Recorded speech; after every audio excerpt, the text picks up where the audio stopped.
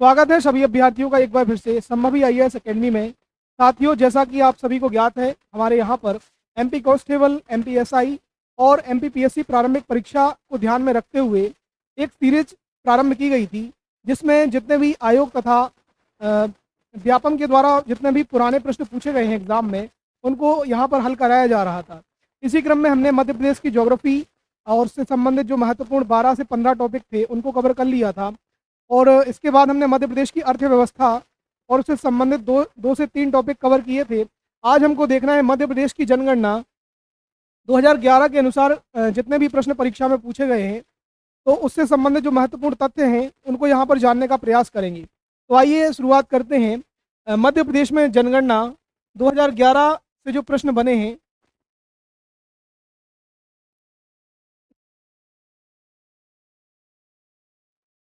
पहला प्रश्न है आपके सामने। वर्ष 2011 की जनगणना के अनुसार मध्य प्रदेश की साक्षरता दर कितना लगभग कितनी थी?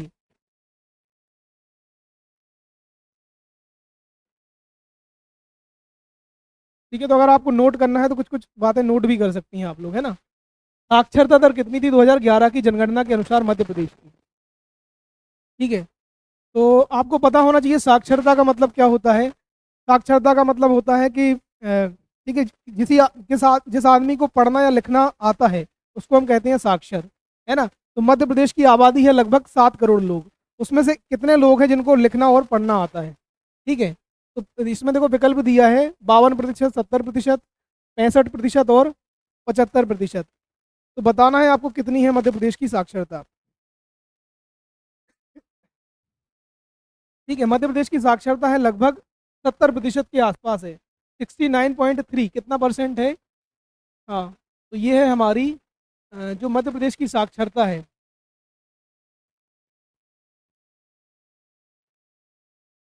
साक्षरता है वो है 69.3%।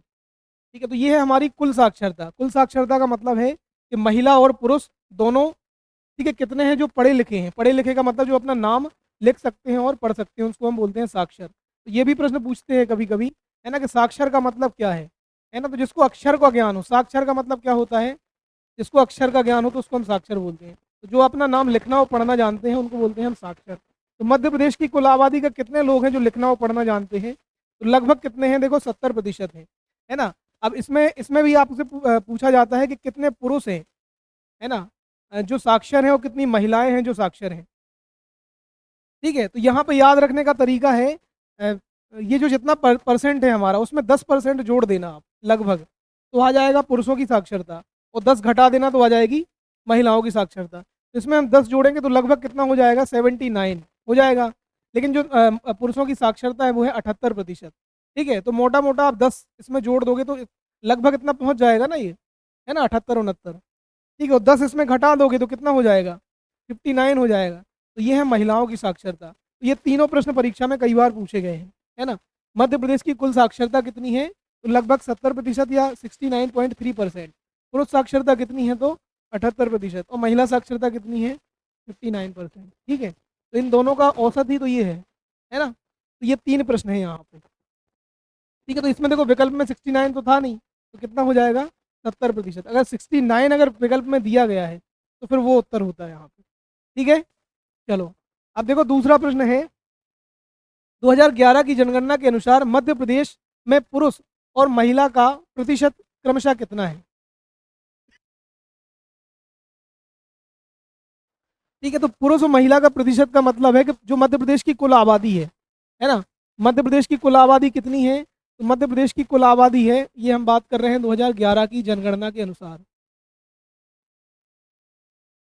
ठीक है, जो मध्य प्रदेश में कुल लोग हैं, आबादी है, वो है 7 करोड़ 26 लाख 26 हजार 809, है ना। या मोटा मोटा आप याद रख सकते हो कितना, 7 करोड़ लोग हैं, है ना। इसमें पूछा है कि महिला और पुरुष कितने हैं, है ना, तो ये तो होगी कुल आबादी, है ना। कुल आबादी में महिला कितनी है और पुरुष कितने हैं, ये बताना है आपको। ठीक है, तो लगभग देखिए 51% हैं आपके पुरुष हैं, और ठीक है, हाँ, 51 नहीं है, ठीक है, एक मिनट। ठीक है, 52 47 ऐसा कुछ परसेंट है इसका। 51.8% पुरुष हैं और 48.2% क्या है, महिलाएं हैं। ठीक है, तो ये जो कुल आबादी है इसका, ठीक है, तो ये होगी कुल आबादी। कुल आबादी का मतलब ये कितना है, 100% है। ठीक है, 7 करोड़ को हम 100% मान लें तो इसमें से 51.3%, है ना, कितना बताया था, 2%, 3%, और 48 दशमलव, ठीक है, 7%, ऐसा कुछ है, 51.8% और 48.2%। ठीक है, ये क्या है, पुरुष हैं। ठीक है, ये हो गए मेल और ये हो गई फीमेल। ठीक है, ये क्या बता रहे हैं हम आपको, मध्य प्रदेश की कुल जनसंख्या कितनी है, 7 करोड़, 7 करोड़ 26 लाख 26 हज़ार। ठीक है, तो मोटा मोटा कितना याद रख सकते हैं हम, 7 करोड़। ठीक है, तो ये हो गया आपका कुल प्रतिशत, कितना, 100%। उसमें से कितने प्रतिशत पुरुष हैं, तो कितने हैं, 51.8%, और महिलाएं कितनी हैं, 48.2%, है ना। तो इसमें देखो सही उत्तर क्या हो जाएगा आपका, ठीक है, ए ही होगा, देखो आप, ठीक है, ये डी हो जाएगा, है ना। ठीक है, वैसे इसमें देखो थोड़ा सा कंफ्यूजन वाला लग रहा है इसमें, है ना, बिल्कुल एक्यूरेट देना चाहिए था, है ना। पहला भी हो सकता है और, हाँ, क्योंकि दोनों को जोड़ेंगे तो 100% होना चाहिए ना, है ना, ये भी याद रखना तुम। ठीक है, दोनों को जोड़ेंगे तो कितना होना चाहिए, 100%। ये कितना हो रहा है, 99 हो रहा है, तो इसके हिसाब से ये वाला उत्तर सही हो जाएगा। ठीक है, चलिए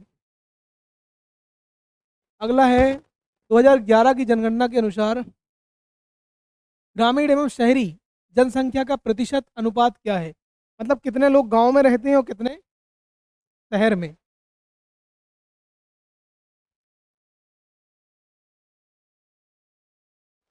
ठीक है, तो ये जो टोटल जनसंख्या हमने बताई थी, ये पीछे देखा ना हमने, ये है मध्य प्रदेश में रहने वाले कुल व्यक्ति, कितने, 7 करोड़ 26 लाख 26 हज़ार, है ना, 809।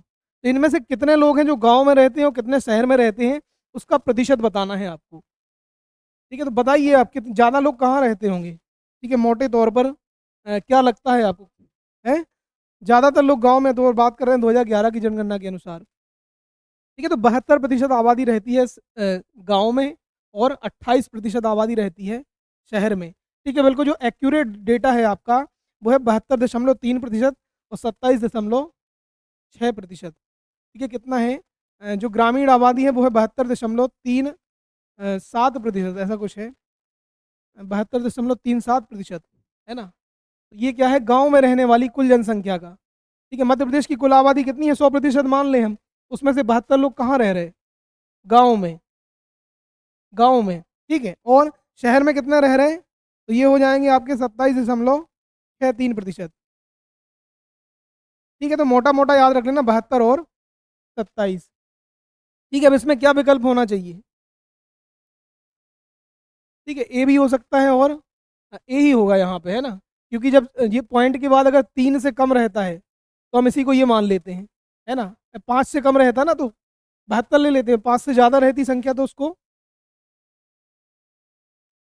आगे की एक संख्या ले लेते हैं। ठीक है, चलो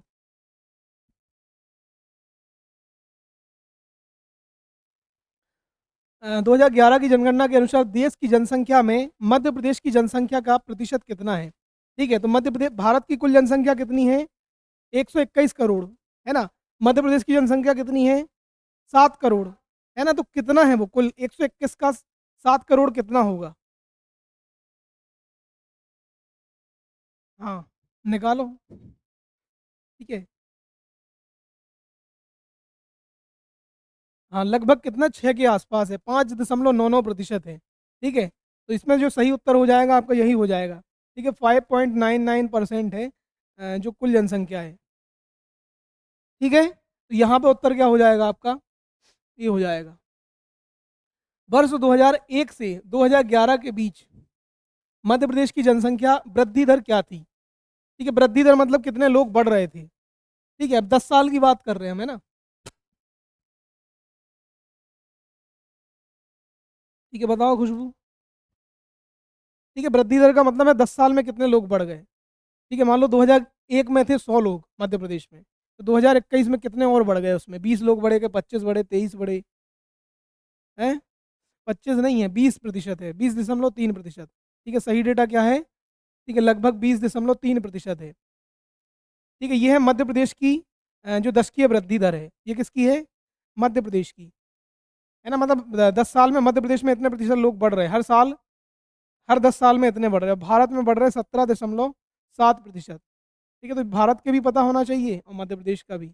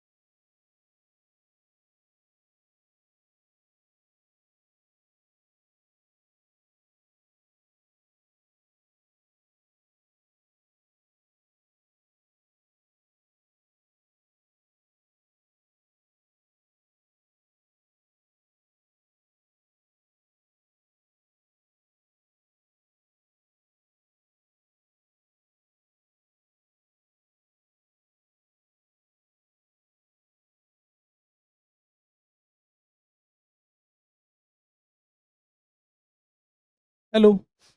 हाँ, तो अभी आपको समझ में आ रहा होगा।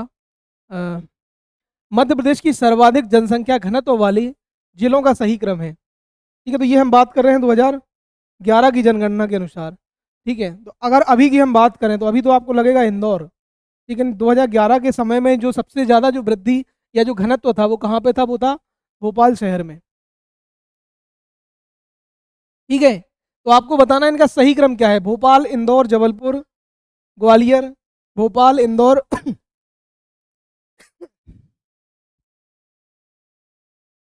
ठीक है, क्या है बताइए? ए है कि बी है?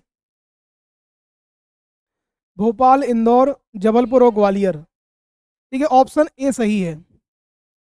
ऑप्शन ए भोपाल है, फिर इंदौर है, फिर है जबलपुर, फिर है ग्वालियर। ठीक है, चलो अगला है मध्य प्रदेश के सर्वाधिक लिंगानुपात वाले जिलों का सही क्रम है। तो लिंगानुपात क्या होता है पता है आप लोगों को? नहीं। ठीक है, लिंगानुपात का मतलब है 1,000, ठीक है, पुरुषों पर, ये कौन है? मेल है। पुरुषों पर कितनी महिलाएं हैं, इसको कहते हैं लिंगानुपात। ठीक है, सेक्स रेशियो या लिंगानुपात। 1,000 पुरुषों पर, ये क्या है? 1,000 पुरुष हैं, कितनी महिलाएं हैं? ठीक है, इसको बोलते हैं लिंगानुपात। तो आपसे क्या पूछा है? हाँ, आपको पता है मध्य प्रदेश का लिंगानुपात कितना है?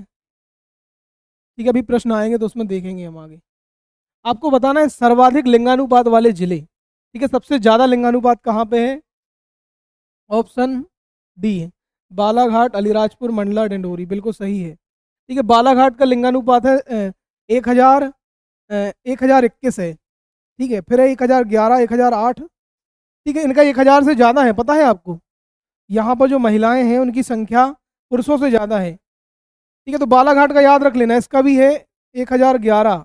अलीराजपुर का, इसका है 1,008। ठीक है, तो ऐसे 4 जिले हैं मध्य प्रदेश के जिनका जो लिंगानुपात है वो 1,000 से ज़्यादा है। इसका है 1,002। ठीक है, तो सभी याद नहीं रखना, केवल इसका याद रखना 1,021 है। ठीक है, ऑप्शन डी सही है।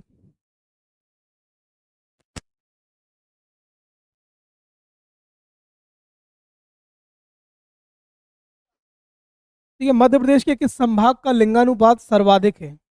अब संभाग की बात कर रहे हैं, बताइए, बताओ। ये 2011 की जनगणना के अनुसार। हाँ, तो आपको लग रहा होगा जबलपुर, लेकिन जबलपुर नहीं है, शहडोल है। हाँ, कैसे पता तुम्हें? ठीक है, शहडोल है। हाँ, तो ये जबलपुर जो है वो दूसरे नंबर पे, याद रखना आप। शहडोल भी संभाग है, 10वां संभाग है। हाँ।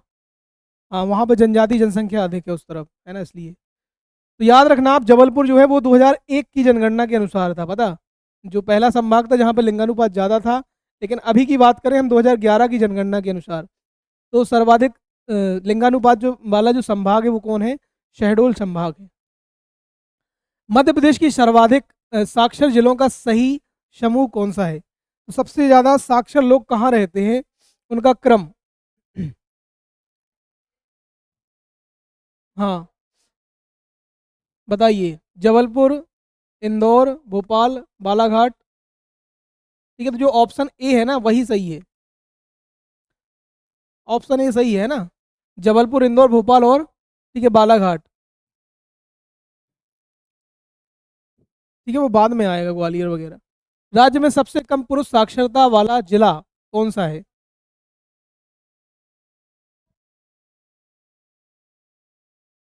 सारी का ऑप्शन डी बिल्कुल सही है ना? तो आपको याद रखना है जो हाँ, अलीराजपुर।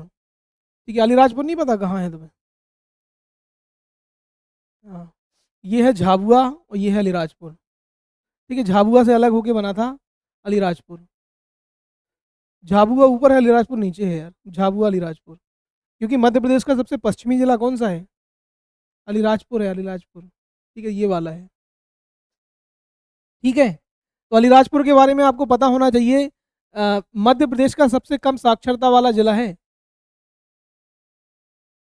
ठीक है, साक्षरता दर सबसे कम कहाँ पे है? अलीराजपुर में है ना ये। और भारत का भी सबसे कम साक्षरता वाला जिला है। ठीक है, कितना है साक्षरता उसकी, तो 36% है। मतलब 100 में से 36 लोग वहाँ पे कैसे हैं, जो लिखना और पढ़ना जानते हैं। ठीक है। सबसे कम पुरुष साक्षरता दर कहाँ पे है, तो ये भी अलीराजपुर में है ना। और सबसे कम महिला साक्षरता भी कहाँ पे है, तो ये भी अलीराजपुर में है। ठीक है। तो चाहे पुरुष साक्षरता की बात हो, चाहे महिला साक्षरता की बात हो, चाहे किसी जिले की साक्षरता की बात हो, तो सबसे कम साक्षरता कहाँ मिलेगी आपको, अलीराजपुर। ठीक है। अलीराजपुर, उसके बाद है 3 जिले हैं, अलीराजपुर, झाबुआ और बड़वानी। ठीक है। कौन कौन से जिले हैं, तो पहला है आपका सबसे कम वाला है अलीराजपुर, है ना। उसके बाद है झाबुआ और फिर है बड़वानी। ठीक है। तो इनका क्रम भी आपको पता होना चाहिए। ठीक है। मान लो ऑप्शन में ना दे वो अलीराजपुर, है ना। कभी कभी ऐसे भी प्रश्न आते हैं कि अलीराजपुर क्या है, विकल्प में ही ना दे। ठीक है। तब क्या आपको देखना है, झाबुआ, और झाबुआ भी नहीं है विकल्प में, तो बड़वानी।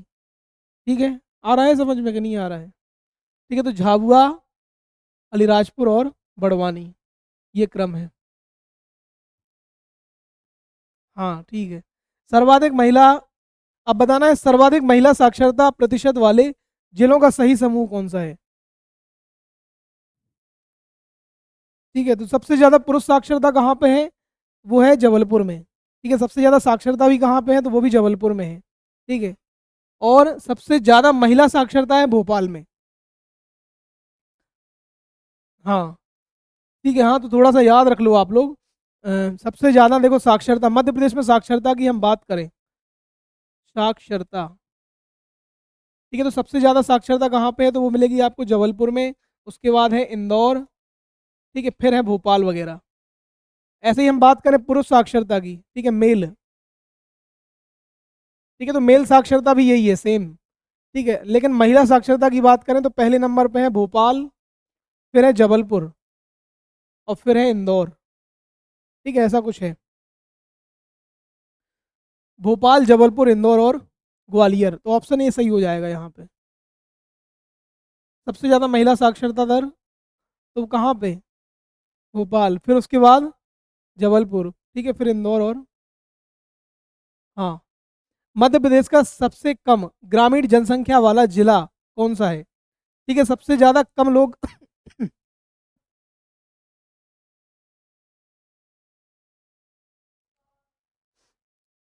ठीक है, बताओ। ठीक है। अभी लग रहा होगा इंदौर, लेकिन इंदौर नहीं है, भोपाल भी नहीं है, हरदा है। हाँ, नहीं नहीं। ठीक है। तो क्या है उसका सही उत्तर है, हरदा है। हाँ पढ़ा होगा तो मैं इसीलिए याद आ रहा है। ठीक है। तो लगभग इसमें 30% लोग जो हैं, 30 से ज़्यादा, अ,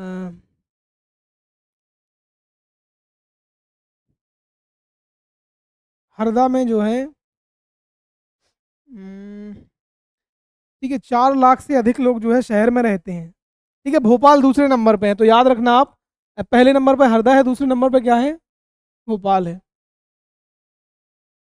चलो, मध्य प्रदेश में सर्वाधिक अनुसूचित जनजाति जनसंख्या प्रतिशत वाला जिला। ठीक है। सबसे ज्यादा एसटी लोग कहाँ रहते हैं, अलीराजपुर, झाबुआ, डिंडोरी, बड़वानी।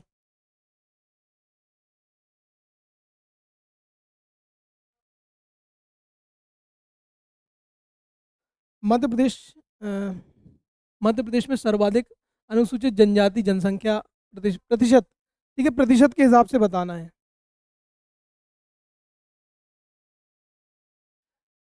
ठीक है। अलीराजपुर है, अलीराजपुर। तब क्या पूछा है, मध्य प्रदेश में सर्वाधिक पूछा है ना, सबसे ज्यादा, तो वो है अलीराजपुर। 87% लोग हैं लगभग एसटी, जो भील जनजाति के लोग हैं ना, अलीराजपुर और झाबुआ में तो हैं। और सबसे ज्यादा अगर जनसंख्या पूछा जाता तो धार जिला हो जाता। हाँ एसटी में आते ना। ठीक है। यहाँ देखो 2-3 बातें याद रख लो आप। जो ये पश्चिमी मध्य प्रदेश वाला हिस्सा है हमारा, ये वाला जो हम बात कर रहे थे, ये पूरा बेल्ट, ठीक है, ये सबसे ज़्यादा भील आपको यहाँ मिल जाएंगे। ठीक है। अगर प्रतिशत की बात करोगे, तो प्रतिशत में सबसे ज़्यादा भील कहाँ रह रहे हैं, तो वो रहते हैं अलीराजपुर में। ठीक है। अगर लोगों की बात करोगे, सबसे ज़्यादा जनसंख्या में कहाँ रहती है, तो ये जिला बहुत बड़ा है, देखो ये वाला। ठीक है। तो वो रहते हैं धार में। हाँ, धार जिले का नाम है, धार। ये भील। ठीक है, मतलब एसटी जनसंख्या में सबसे ज़्यादा लोग कहाँ रहते हैं? तो वो धार में रहते हैं। प्रतिशत, हाँ, तो प्रतिशत में कहाँ हो जाएगा? अलीराजपुर। ठीक है, बहुत बारीक वाली चीज़ें हैं, पता जहाँ पे गलतियाँ होती हैं। न्यूनतम है, अब बताना है आपको।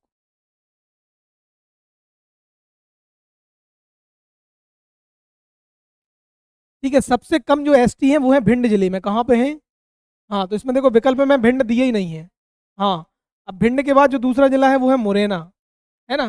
तो अगर आपको भिंड, ठीक है, भिंड मुरैना पता था तो बता देते आप। उसके बाद है कहीं दतिया।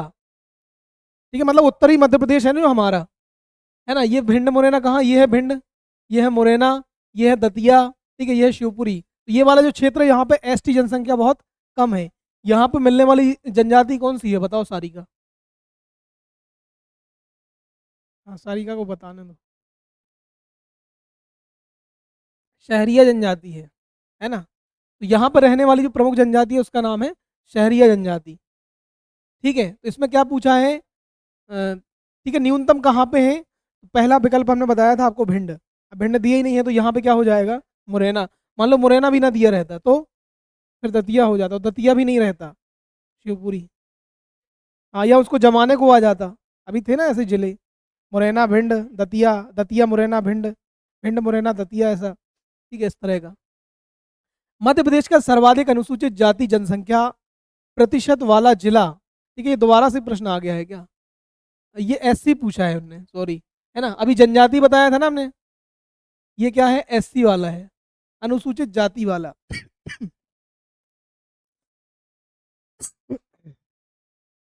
ठीक है, तो ये ऐसे प्रश्न है जो परीक्षा में 10 बार पूछे गए होंगे। ठीक है, कहाँ पे है सबसे ज्यादा एससी? वो है उज्जैन में, याद रख लेना आप। कहाँ पे है? उज्जैन में है। ठीक है, चलो आखिरी प्रश्न। मध्य प्रदेश में सबसे कम अनुसूचित जाति जनसंख्या, अब सबसे कम एससी कहाँ पे है वो बताना है आपको। डिंडोरी, झाबुआ, मंडला, बड़वानी। हाँ, ठीक है, बताओ सबसे कम कहाँ पे है? हाँ बिल्कुल, झाबुआ सही उत्तर है। क्या है? ठीक है, झाबुआ। ठीक है, तो याद रख लेना झाबुआ में एसटी तो ज़्यादा है लेकिन एससी कम है। ठीक है, तो यहाँ पर जो जनजाति का जनगणना का जो प्रथम पार्ट था उसको हमने कंप्लीट कर लिया। अगले वीडियो में जनगणना तथा उससे संबंधित जो महत्वपूर्ण प्रश्न हैं उनको जानने का प्रयास करेंगे। जुड़ने के लिए सभी का बहुत बहुत आभार। जय हिंद, जय भारत।